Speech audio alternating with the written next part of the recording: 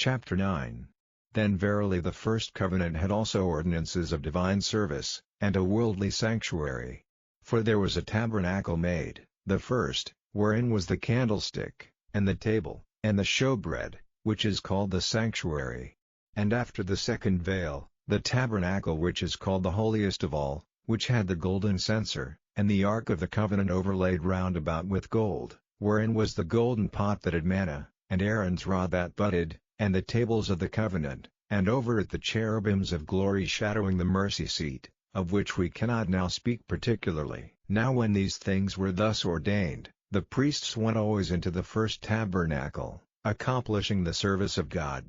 But into the second went the high priest alone once every year, not without blood, which he offered for himself, and for the errors of the people, the Holy Ghost, this signifying, that the way into the holiest of all was not yet made manifest, while as the first tabernacle was yet standing, which was a figure for the time then present, in which were offered both gifts and sacrifices, that could not make him that did the service perfect, as pertaining to the conscience, which stood only in meats and drinks, and divers washings, and carnal ordinances, imposed on them until the time of Reformation. But Christ being come an high priest of good things to come, by a greater and more perfect tabernacle, not made with hands, that is to say, not of this building, neither by the blood of goats and calves, but by his own blood he entered in once into the holy place, having obtained eternal redemption for us. For if the blood of bulls and of goats, and the ashes of an heifer sprinkling the unclean, sanctifieth to the purifying of the flesh,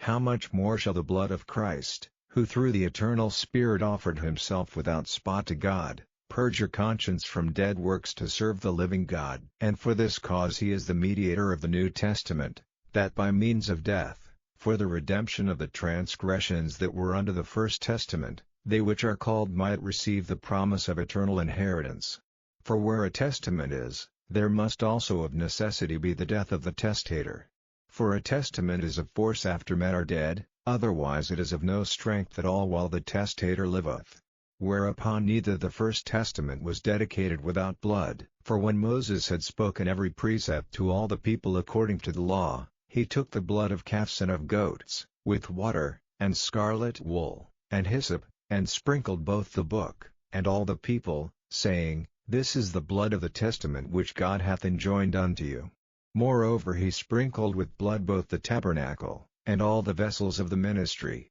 And almost all things are by the law purged with blood, and without shedding of blood is no remission. It was therefore necessary that the patterns of things in the heavens should be purified with these, but the heavenly things themselves with better sacrifices than these. For Christ is not entered into the holy places made with hands, which are the figures of the true, but into heaven itself, now to appear in the presence of God for us, nor yet that he should offer himself often, as the high priest entereth into the holy place every year with blood of others, for then must he often have suffered since the foundation of the world. But now once in the end of the world hath he appeared to put away sin by the sacrifice of himself. And as it is appointed unto men once to die, but after this the judgment, so Christ was once offered to bear the sins of many, and unto them that look for him shall he appear the second time without sin unto salvation.